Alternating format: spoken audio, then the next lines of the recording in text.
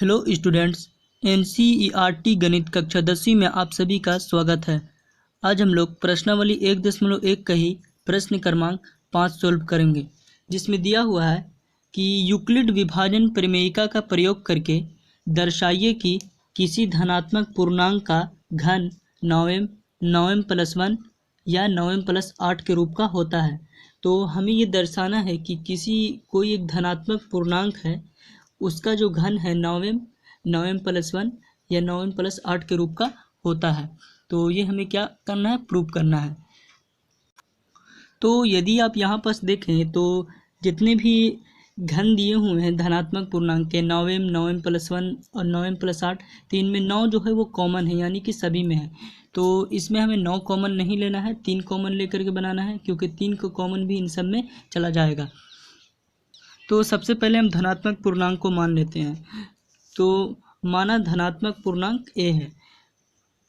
तो यदि हम कोई धनात्मक पूर्णांक a है तो इसे हम कितना से भाग देंगे, तो इसे भाग देंगे 3 से, क्योंकि 3 इन सब में कॉमन आ जाएगा। तो इन सब में 3 से, इसमें यदि हम 3 से भाग देते हैं इस धनात्मक पूर्णांक में, तो कोई भागफल q आएगा और कोई शेषफल r आएगा। तो अब यहाँ पर देखते हैं कि जो r के संभव मान क्या हो सकते हैं। तो शेषफल जो होता है वो भाजक से हमेशा छोटा होता है, तो r के संभव मान हो सकते हैं 0, 1 और 2। तो r के 3 संभव मान हो सकते हैं, 0, 1 और 2। तो हम एक एक करके इन तीनों का मान प्रमेयिका में रखेंगे और यूक्लिड विभाजन प्रमेयिका से हम इन सब में मान रखेंगे और सभी स्थितियों को देखेंगे। तो टोटल 3 स्थितियां होंगी, क्योंकि r के जो संभव मान है वो 3 है, 0, 1 और 2। तो स्थिति 1 में जो है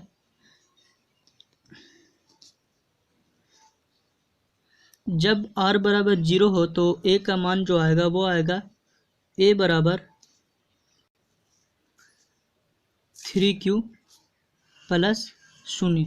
तो यहाँ पर 3q, तो क्योंकि हमने भाजक कितना लिया है, 3 लिया है, और 3 इसलिए लिया है क्योंकि ये जो तीनों जो घन के रूप हैं 9m, 9m+1 और 9m+8, इन सब में 9 कॉमन है। तो 9 में 3 भी कॉमन होता है, इसलिए 3 लिया है। इससे हमें सोल्व करने में आसानी होगी।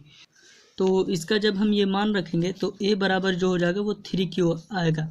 फिर यहाँ पास कह रहा है कि धनात्मक पूर्णांक में क्या करना है, घन करना है। तो धनात्मक पूर्णांक हमने a माना है, तो a के बराबर ही जो है वो 3q है, क्योंकि इस तरफ का पक्ष इस तरफ के बराबर होता है। तो हमें दोनों पक्षों में घन करना होगा। तो जब दोनों पक्षों में घन करेंगे तो a का घन बराबर 3q का घन। तो a का घन का मान aq आएगा और 3q का जो आएगा वो इस तरह से आएगा। 3q घन का अर्थ होता है 3 बार गुना करना, तो 3q गुणित 3q गुणित 3q। तो पहले हम संख्या का संख्या में गुना कर देते हैं, 3 3 9 और 9 3 27, और q का q से करेंगे तो q स्क्वायर, और फिर एक बार और करेंगे तो q घन, तो 27q घन। तो यहाँ पास जो आंसर आएगा वो आएगा 27q घन। तो अब हमें यहाँ पास 9 कॉमन लेना है। तो 9 ही क्यों, 9 इसलिए क्योंकि हमें ये जो धनात्मक पूर्णांक है उसे 9 के फॉर्म में ही दर्शाना है, इसलिए यहाँ पास 9 कॉमन लेंगे। तो a घन बराबर, जब 9 कॉमन लेंगे तो यहाँ पास आएगा 9 त्रिकी 27 और q घन का q घन।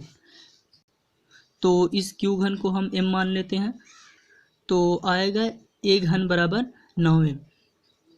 तो यहाँ पास एक सोल्व हो चुका है स्थिति 1 में कि ये जो धनात्मक पूर्णांक का जो घन है, पूर्णांक हमने a माना था, उसका 9m के रूप का होता है।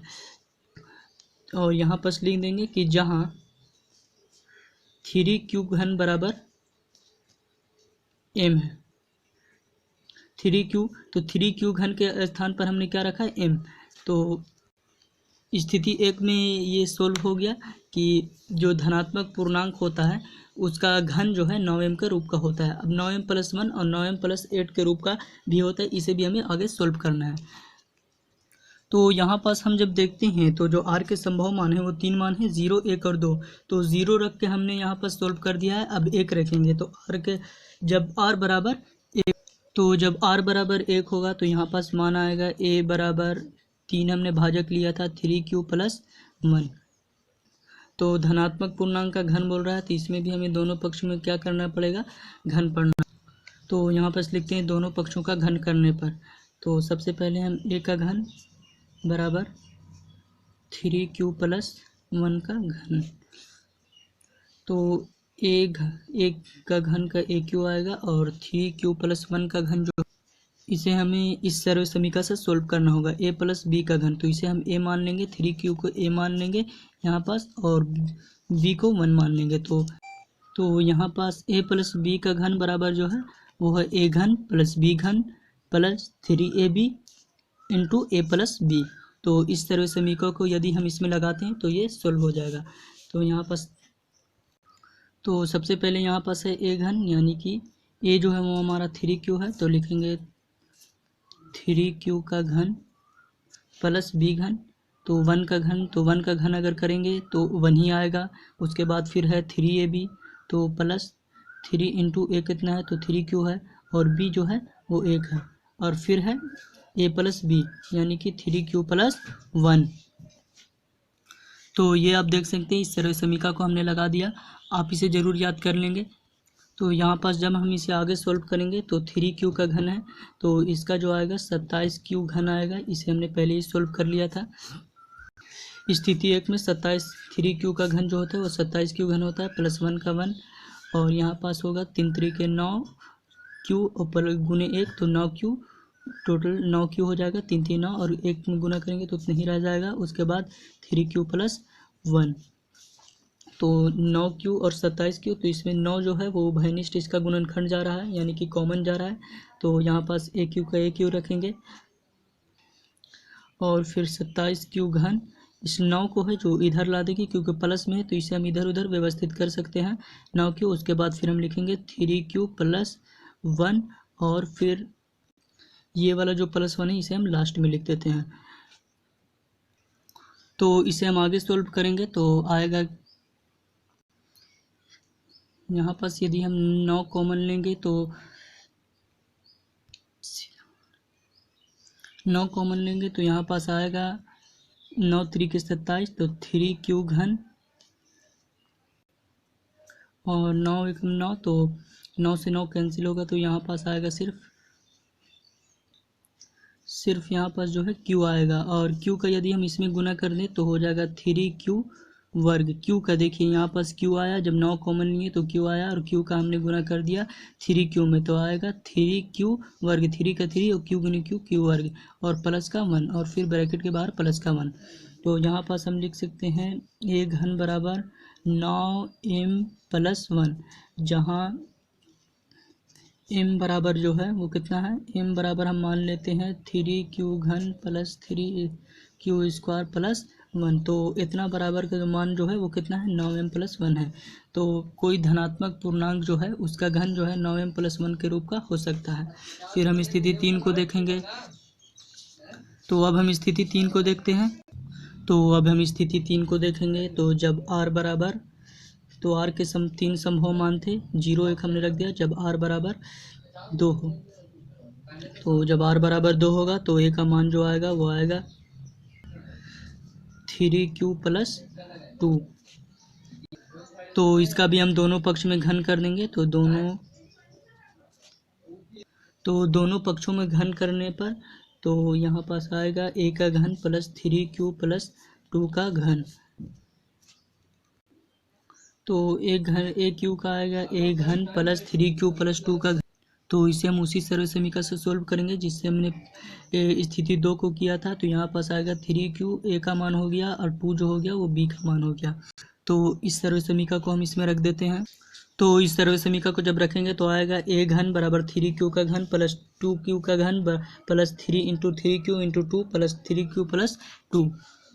तो फिर हम इसे आगे सोल्व करेंगे तो आएगा a घन 3q का घन, तो इसे ये आता है 27q घन प्लस 2 का जब हम गुना 3 बार करेंगे तो 2 दूनी 4 4 दूनी 8, 2 का घन जो आएगा वो 8 आएगा, प्लस 3 3 के 9 और 9 दूनी 18, तो 18q, और यहाँ पास आ जाएगा 3q प्लस 2।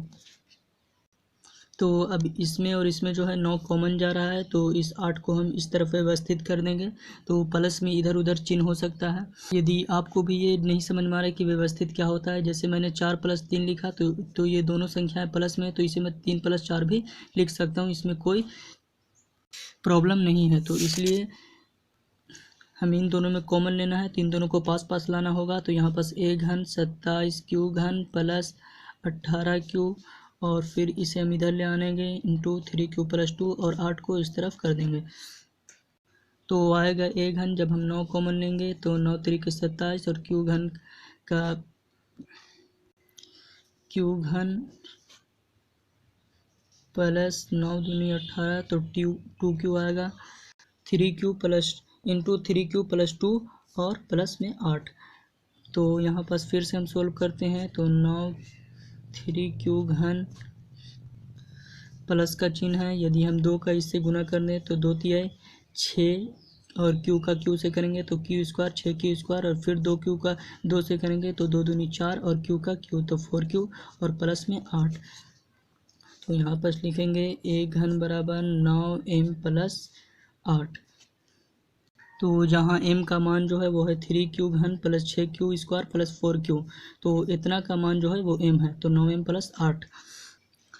तो यहाँ पास कोई धनात्मक पूर्णांक हमने a माना था, तो उसका घन ये पूछा गया था कि क्या किसी धनात्मक पूर्णांक का घन 9m के रूप का हो सकता है, या फिर उसका घन 9m + 1 के रूप का हो सकता है, a का घन 9m + 8 के रूप का हो सकता है। तो ये हमें दर्शाना था, तो ये जो है प्रूव्ड हो चुका है। तो जो हमने धनात्मक पूर्णांक माना था उसका ये सारे घन हो सकते हैं, उसका घन 9m + 1 9m + 8 के रूप का हो सकता है, यही हमें प्रूव करना था, यानी कि दर्शाना था। तो आशा करता हूँ कि ये प्रश्न आपको समझ में आ गया होगा।